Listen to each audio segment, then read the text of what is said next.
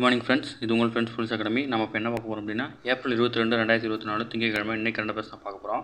இதுக்கு முன்னாடி பார்த்தீங்கன்னா நம்ம daily current affairs video upload பண்ணியிருக்கோம். பார்க்காதவங்க பார்த்து நோட்ஸ் எடுத்து வச்சுக்கோங்க. அது மட்டும் இல்லாமல் டெய்லி ஈவினிங் 6 மணிக்கு வந்து பார்த்தீங்கன்னா டிஎன்யூஎஸ்ஆர்பி டிஎன்பிசிக்கு தேவையான கிளாஸ் வந்து ஸ்கூல் புக் வைஸ் வந்து பார்த்திங்கன்னா ஒரு வீடியோவை அப்லோட் பண்ணிட்டுருக்கோம். அதையும் வந்து பார்க்காதவங்க பார்த்து நோட்ஸ் எடுத்து வச்சுக்கோங்க. கண்டிப்பாக உங்களுக்கு யூஸ்ஃபுல்லாக இருக்கும். இந்த நியூஸ் பேப்பர் மற்ற பிடிஎஃப்ஸ்லாம் உங்களுக்கு வேணும் அப்படின்னா ஃப்ரெண்ட்ஸ் போலீஸ் அகாடமி அப்படின்ற டெலிகிராம் சேனலில் இருக்கும். நீங்கள் அதில் போய் எடுத்துக்கலாம். அந்த லிங்க் வந்து வீடியோவில் டிஸ்கிரிப்ஷனில் கொடுக்குறேன். உங்களுக்கு கண்டிப்பாக வந்து யூஸ்ஃபுல்லாக இருக்கும், பயன்படுத்திக்கோங்க.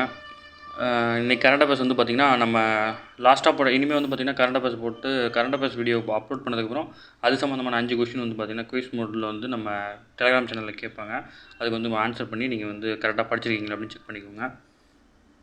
ஃபஸ்ட்டு அதிகாரப்பூர்வ அறிவிப்பு, ஓகேங்களா? எவ்வளோ சதவீதம் ஓட்டு வந்திருக்குன்னு சொல்லிட்டு அறிவிச்சிருக்காங்க. 69.72% வந்து வாக்குகள் வந்து பதிவாயிருக்கு, ஓகேங்களா? 2019 வந்து பார்த்திங்கன்னா 72.46% பதிவாயிருந்துச்சு. 2019 ஒப்பிடும்போது வந்து பார்த்திங்கன்னா 2.74% வந்து குறைவாக தான் வந்து வாக்குப்பதிவாயிருக்கு, சரிங்களா? அடுத்து மருத்துவ காப்பீட்டுக்கான உச்ச வயது வரம்பு வந்து நீக்கம் பண்ணியிருக்கு ஒழுங்காற்று ஆணையம், சரிங்களா? மருத்துவ காப்பீட்டுக்கான வயது வரம்பு பார்த்திங்கன்னா 65 வயது அப்படின்னு சொல்லியிருந்தாங்க. 65 வயதுக்குள் இருக்கிற அவங்களுக்கு மட்டும்தான் வந்து மருத்துவ காப்பீடு வந்து பெற முடியும். ஆனால் இப்போ இந்த வயதை நீக்கிட்டு வந்து எந்த வயதினரும் மருத்துவ காப்பீடு வந்து பெறலாம் அப்படின்னு சொல்லியிருக்கிறாங்க, ஓகேங்களா? அதேமாரி வந்து பார்த்திங்கன்னா இதில் வந்து பாருங்கள், ஆயுர்வேதம், ஹோமியோபதி, யுனானி மற்றும் இயற்கை மருத்துவம், யோகா ஆகிய மருத்துவ சிகிச்சைகள் காப்பீட்டுக்கு வந்து எந்தவித எல்லை வரம்பும் இல்லை அப்படின்னு தெரிவிச்சிருக்காங்க, ஓகேங்களா? அடுத்து வந்து பார்த்திங்கன்னா ஃபுல்லாமே வந்து பார்த்திங்கன்னா நேற்று வந்து எல்லா ஊர்லேயும் கோயில் திருவிழா தான் நடந்திருக்கு. அதனால் ஒன்றும் கோயில் திருவிழா சம்மந்தமான நியூஸ் தான் அதிகமாக இருக்கும். அடுத்து வந்து பார்த்திங்கன்னா கோடையில் வந்து பரவும் பாக்டீரியா காய்ச்சல் வந்து பாதிப்புகள் வந்து ரொம்ப அதிகமாக இருக்குன்னு சொல்லியிருக்காங்க. நமக்கு அதில் என்ன தேவைன்னா, கோடையில் வந்து குளிர்ச்சியாக சாப்பிடும்போது சில நேரங்களில் வந்து தொண்டை வலி ஏற்படலாம். அதை அலட்சியப்படுத்தாமல் வந்து அது வந்து பார்த்திங்கன்னா ஸ்டெப்ரோகாக்கஸ் அப்படின்ற ஒரு பாக்டீரியாவால் தொற்றால் இருக்கும் அப்படின்னு சொல்கிறாங்க. இது வந்து ருமேட்டிக் காய்ச்சலை ஏற்படுத்தும் அப்படின்னு சொல்லியிருக்கிறாங்க, ஓகேங்களா? கோடை காலத்தில் வந்து பார்த்திங்கன்னா குளிர்ச்சியாக சாப்பிடும்போது சில நேரங்களில் வந்து நமக்கு வந்து தொண்டையில் வலி ஏற்படலாம். இது வந்து பார்த்திங்கன்னா ஸ்டெப்ரோகாக்கஸ் அப்படின்ற பாக்டீரியாவால் ஏற்படுது, ஓகேங்களா? இது முக்கியமானது. அடுத்து வந்து இந்த பாக்டீரியாவால் ஏற்படுற காய்ச்சலுக்கு பேர் வந்து பார்த்திங்கன்னா ருமேட்டிக் காய்ச்சல், ஓகேங்களா?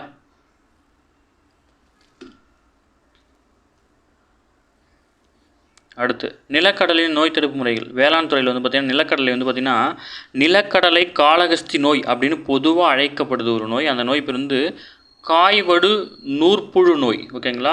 இது வந்து நிலக்கடலை ஏற்படுற நோய், ஓகேங்களா? காளகஸ்தி நோய், நிலக்கடலை காளகஸ்தி நோய்னு அதுக்கு இன்னொரு பேர் இருக்குது. அது பொதுவாக வந்து பார்த்திங்கன்னா காய்வடு நூற்புழு நோய் தடுக்கும் முறை குறித்து விவசாயிகளுக்கு. இதில் நமக்கு என்னென்னா நிலக்கடலையில் இந்த நோய் ஏற்படுதுன்னு மட்டும் தெரிஞ்சுக்கோங்க. ஏன்னா நமக்கு தெரியும், நம்ம சிலபஸில் வந்து பார்த்திங்கன்னா அந்த நோய்களும் நோய் தடைக்காப்பியலும் வந்து பார்த்திங்கன்னா இந்த விவசாய பொருட்களில் ஏற்படுற நோய்களை பற்றி நம்ம படிக்கணும், ஓகேங்களா? இப்போ கரும்பின் சிவப்பழுகல் நோய், நெல்லின் வாடல் நோய், இந்த மாதிரி நிறைய நோய் இருக்குது இல்லையா?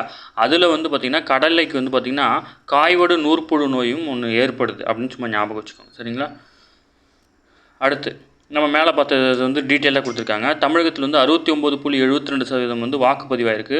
அதிகாரப்பூர்வ அறிவிப்பை வந்து ஞாயிற்றுக்கிழமை விட்டுருக்காங்க. மக்களவைத் தேர்தல் தமிழகத்தில் 69.72% வந்து வாக்குகள் பதிவானதாக ஞாயிற்றுக்கிழமை வந்து அதிகாரப்பூர்வமாக அறிவிக்கப்பட்டிருக்கு. இது வந்து 2019 வந்து 72.46%, ஓகேங்களா? தற்போது வந்து 69.72% தான். இது எவ்வளோ குறைவு அப்படின்னா 2.74% குறைவு. மாநிலத்தில் வந்து பார்த்திங்கன்னா 6.23 கோடி வாக்காளர்கள் இருந்தாங்க. அவர்கள் வந்து 3.06 கோடி பேர் வந்து ஆண்கள், 3.17 கோடி பேர் வந்து பெண்களாக இருந்தாங்க. 8,467 பேர் வந்து 3ஆம் பாலினத்தவர்களாக இருந்தாங்க, ஓகேங்களா? 4,34,58,857 பேர் வந்து தங்கள் வாக்குகளை வந்து பதிவு செஞ்சுருக்காங்க. இது 67.72% இருக்குது, ஓகேங்களா? வாக்காளர்களில் வந்து ஆண்களே கூடுதலாக இருக்கும் நிலையில் வந்து வாக்களித்தவர்கள் வந்து ஆண்களை விட பெண்கள் தான் வந்து அதிகமாக வாக்களிச்சிருக்காங்க அப்படின்னு சொல்லியிருக்காங்க. அடுத்து தமிழகத்தில் மக்களவைத் தேர்தலுக்கான வாக்குப்பதிவு வந்து 20 ஆண்டுகளில் வந்து இப்போ தான் வந்து 70%க்கும் கீழே குறைஞ்சி வந்திருக்கு அப்படின்னு சொல்லியிருக்கிறாங்க, ஓகேங்களா? மக்களவைத் தேர்தல் வந்து அதிக வாக்குகள் பதிவான தொகுதியில் வந்து பார்த்திங்கன்னா தருமபுரி 1, 2, அடுத்த இடத்துல வந்து பார்த்திங்கன்னா கள்ளக்குறிச்சி, அடுத்த இடத்துல கரூர், நாமக்கல், சேலம் இருக்குது. இது வந்து அதிகம் மட்டும் ஞாபகம் வச்சுக்கோங்க. தருமபுரியில் தான் வந்து பார்த்திங்கன்னா அதிகமாக வந்து வாக்குப்பதிவு உருவாயிருக்கு. அதேமாதிரி வாக்குப்பதிவு கம்மியாக எங்கே பதிவாயிருக்கு அப்படின்னா மத்திய சென்னையில், ஓகேங்களா? அடுத்து 2004ஆம் ஆண்டு தேர்தல் வந்து பார்த்திங்கன்னா 60.81 இருந்துச்சு. அதுக்கப்புறம் பார்த்திங்கன்னா 2009 73.02, 2014 73.74, 2019 72.46, ஓகேங்களா? இப்போ வந்து பார்த்திங்கன்னா 69.72 இருக்குது. ஓகேங்களா? இந்த சார்ட்டை பார்த்தா தான் உங்களுக்கு புரியும். இதில் வந்து நம்ம ஏற்கனவே ஒரு சார்ட்டு போட்டிருக்கோம். அதில் வந்து ஆர்டராக இருக்கும். சரிங்களா? அடுத்து முக்கியமானது பறவை காய்ச்சல் H1N1. ஓகேங்களா? H5N1 அப்படின்ற வைரஸால் உருவாகுது. பறவை காய்ச்சலுக்கு உள்ளான கோழிகள் பிற பறவைகளிடமிருந்து மனிதர்களுக்கு நோய் தொற்று பரவ வாய்ப்புள்ளது. குறிப்பாக அதன் கழிவுகளிலிருந்து மனிதர்களுக்கு எளிதாக பரவக்கூடும் அப்படின்னு சொல்லியிருக்காங்க. இது ரொம்ப முக்கியமானது. ஏன்னா கூற்றில் கேட்கறதுக்கு வாய்ப்பு இருக்குது. ஓகேங்களா? பறவை காய்ச்சலுக்குள்ளான கோழிகள் பிற பறவைகளிடமிருந்து மனிதர்களுக்கு பரவும் அப்படின்னு கேட்டாங்கன்னா கண்டிப்பாக பரவும். ஓகேங்களா? அதனால தான் நம்ம தடுப்பு நடவடிக்கைகள் வந்து வேகமாக எடுக்கிறோம். சரிங்களா? பறவை காய்ச்சல் வந்து மனிதர்களுக்கும் பரவுன்றதை ஞாபகம் வச்சுக்கோங்க. அடுத்தது மகாவீர ஜெயந்தியொட்டி வந்து தில்லியில் 2550வது பிறந்தநாள். ஓகேங்களா? மகாவீரோட மகாட்சவ விழா வந்து கொண்டாடி இருக்கிறாங்க.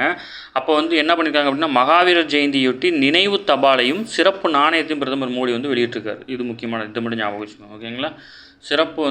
சிறப்பு நினைவு தபால் தலையும் சிறப்பு நாணயத்திலையும் வெளியிட்டிருக்கிறாங்க. அடுத்தது சட்டவிரோத உறுப்பு மாற்று அறுவை சிகிச்சை. ஓகேங்களா? மனிதன் உறுப்பு மாற்று திசுகள் மாற்று சட்டம் 1994. இதை மட்டும் ஞாபகம் வச்சுக்கோங்க. மனித உறுப்பு மற்றும் திசுக்கள் மாற்று சட்டம் வந்து 1994 வந்து ஏற்றப்பட்டிருக்கு. இதன்படி வந்து பார்த்திங்கன்னா மாநில அரசு அதிகாரிகள் தங்கள் மாநிலங்களில் வெளிநாட்டவர்கள் சம்மந்தப்பட்ட உறுப்பு மாற்று அறுவை சிகிச்சை வந்து குறித்து வந்து விசாரணை மேற்கொள்ளணும். இது ஏன் அப்படின்னா சட்டவிதமான மேற்கு வங்கத்தை சேர்ந்த நிறைய பேருக்கு வந்து பார்த்திங்கன்னா இந்தியாவில் வந்து உறுப்பு மாற்று அறுவை சிகிச்சை பண்ணி அமைச்சிருக்கிறாங்க. அதனால தான் வந்து அவங்க மேலே நடவடிக்கை எடுக்க சொல்லி ஆர்டர் போட்டிருக்காங்க. ஓகேங்களா? அடுத்து வந்து பார்த்திங்கன்னா ஸ்டக்கர் WTA போட்டியில் வந்து பார்த்திங்கன்னா உலகின் 4ஆம் நிலை வீராங்கனை கஜகஸ்தானின் எலானா ரைபன்கியா வந்து சாம்பியன் பட்டம் பெற்றிருக்காங்க. இவங்க வந்து ஜெர்மனின் ஸ்கட்கட் நகரில் வந்து ஞாயிற்றுக்கிழமை நடைபெற்ற மகளிர் ஒற்றையர் பிரிவு இறுதி ஆட்டத்தில் வந்து இந்த சாம்பியன்ஷிப் வந்து வென்றிருக்காங்க. ஓகேங்களா? அடுத்து பார்த்திங்கன்னா ரோயிங்கில் இந்தியாவுக்கான முதல் ஒலிம்பிக் கோட்டாவை பெற்றார் பால்ராஜ் கன்வா. ஓகேங்களா? முதல் ஒலிம்பிக் வந்து ஒலிம்பிக்குடைய கோட்டாவை வந்து வாங்கியிருக்காரு. அடுத்து வந்து அவர் ஒலிம்பிக்கில் விளையாட இருக்கிறார். ஓகேங்களா? அடுத்து உலக சாம்பியன்ஷிப் போட்டிக்கு வந்து குகேஷ் வந்து தகுதி பெறத்துக்கு வாய்ப்பு இருக்குன்னு சொல்லியிருக்காங்க. ஏன்னா நம்ம கேண்டிடேட் செஸ் போட்டி வந்து பார்த்திங்கன்னா கனடாவில் நடைபெறுது. ஓகேங்களா? டொராண்டோ நகரில் நடைபெறுது. இது வந்து பார்த்திங்கன்னா 13வது சுற்று வந்து முடிஞ்சிருக்கு. மொத்தம் 14 சுற்று இருக்குது. இன்னொரு சுற்று மீதி இருக்குது. இந்த 13 சுற்றுலேயே அவர் வந்து தேவையான புள்ளிகள் வந்து அதிகமாகவே வச்சிருக்காரு. அதனால் வந்து இவர் உலக சாம்பியன்ஷிப் போட்டிக்கு வந்து தகுதி பெற வாய்ப்பு இருக்குது அப்படின்னு சொல்லியிருக்கிறாங்க. ஓகேங்களா? அடுத்து புதுடில்லியின் டாக்டர் கர்னி சிங் துப்பாக்கிச் சுடும் மையத்தில் வந்து பார்த்திங்கன்னா நடைபெற்று வரும் ஒலிம்பிக் தேர்வு சுற்றில் வந்து மகளிர் 25 மீட்டர் பிஸ்டல் பிரிவில் வந்து பார்த்திங்கன்னா மனு பாக்கர், ஆடவர் பிரிவில் வந்து அனிஷ் பன்வாலா, அது 2 பேருமே தேர்ச்சி பெற்றிருக்காங்க. ஓகேங்களா? அதாவது ஒலிம்பிக் போகிறதுக்கு முன்னாடி வந்து இங்கேயே டெஸ்ட் பண்ணுவாங்க இல்லையா? அந்த மாதிரி டெல்லியில் டெஸ்ட் பண்ணும்போது 2 பேரும் செலக்ட் ஆகிருக்காங்க. அடுத்து ஒலிம்பிக் போட்டி இந்திய அணியின் நடைப்பந்தய அணியினர் வந்து தகுதி பெற்றிருக்காங்க. பாரிஸ் ஒலிம்பிக் போட்டியில் இந்திய நடைப்பந்தய அணியின் பிரியங்கா, அக்ஷப்தீப் ஆகியோர் வந்து தகுதி பெற்றாங்க. துருக்கியில் வந்து அனாடெலியா நகரில் வந்து உலக தடகள நடைப்பந்தய சாம்பியன்ஷிப் போட்டியில் வந்து இவங்க 2 பேருமே வந்து 6வது இடத்தை பெற்றிருக்காங்க. ஓகேங்களா? 6வது இடத்தை பெற்றதுனால முதல் 22 இடத்தை பெற்றவங்க வந்து பார்த்திங்கன்னா ஒலிம்பிக் போட்டிக்கு தகுதி பெறுவாங்க. இவங்க வந்து 6வது இடம் பெற்றதுனால இவங்க வந்து தகுதி பெற்றிருக்கிறாங்க. ஓகேங்களா? அடுத்து வந்து பார்த்திங்கன்னா மாலத்தீவுகளோட நாடாளுமன்ற தேர்தலில் வந்து பார்த்திங்கன்னா அதிபர் மோயிஸ் வந்து மீண்டும் வந்து அதிபராக தேர்ந்தெடுக்கப்பட்டிருக்காரு அறுதி பெரும்பான்மையில். இது வந்து கேட்கக்கூடிய வாய்ப்பு இருக்குது. ஏன்னா வந்து மாலத்தீவு வந்து பார்த்திங்கன்னா ரீசெண்டாக நம்மளுடைய ஃப்ரெண்ட்ஷிப்பை வந்து கொஞ்சம் கொஞ்சமாக தளர்த்துட்டு வருது. நம்ம கொடுத்த நம்மளுடைய இராணுவத்தெல்லாம் திருப்பி எடுத்துக்கோங்கன்னு சொல்லியிருக்காங்க. அதனால் மாலத்தீவோட பிரதமர் அதிபருடைய பேர் கேட்கறதுக்கு வாய்ப்பு இருக்குது. மாலத்தீவோட அதிபர் வந்து முகமது மோயிஸ். ஓகேங்களா? அவ்வளோதான் ஃப்ரெண்ட்ஸ். இன்றைக்கி கரண்ட் அஃபேர்ஸ் அவ்வளோதான். இன்றைக்கி நம்ம டீப்பாக தான் பார்த்துருக்கோம். இன்றைக்கி வந்து பார்த்திங்கன்னா இன்றைக்கி நம்ம 6 மணிக்கு வந்து பார்த்திங்கன்னா அடுத்து ஒரு கிளாஸஸ் வீடியோவில் நம்ம மீட் பண்ணலாம். கண்டினியூஸாக தொடர்ந்து அந்த வீடியோஸ் இருக்கும். அந்த வீடியோ அப்லோட் பண்ணதுக்கப்புறம் அந்த வீடியோ சம்மந்தமான 5 கொஸ்டின் வந்து நம்ம குயிஸில் கேட்போம். அதுக்கு வந்து ஆன்சர் பண்ணி கற்றுக்கோங்க. அது மட்டும் இல்லாமல் இம்பார்ட்டன்ட் கொஸ்டின்ஸ் எல்லாமே வந்து பார்த்திங்கன்னா நம்ம டெலகிராம் சேனல் அப்லோட் பண்ணிட்டே இருப்போம் குயிஸ் மோடில். நீங்கள் வந்து கண்டிப்பாக அட்டன் பண்ணி உங்களோட கெப்பாசிட்டின்னு நீங்கள் தெரிஞ்சிக்கலாம். சரிங்களா? Okay friends, thank you friends. உங்கள் ஃப்ரெண்ட்ஸ் நம்ம சேனலை சப்ஸ்கிரைப் பண்ணுங்கள், சப்போர்ட் பண்ணுங்கள். உங்கள் ஃப்ரெண்ட்ஸ் எல்லாருக்கும் ஷேர் பண்ணுங்கள். Thank you friends.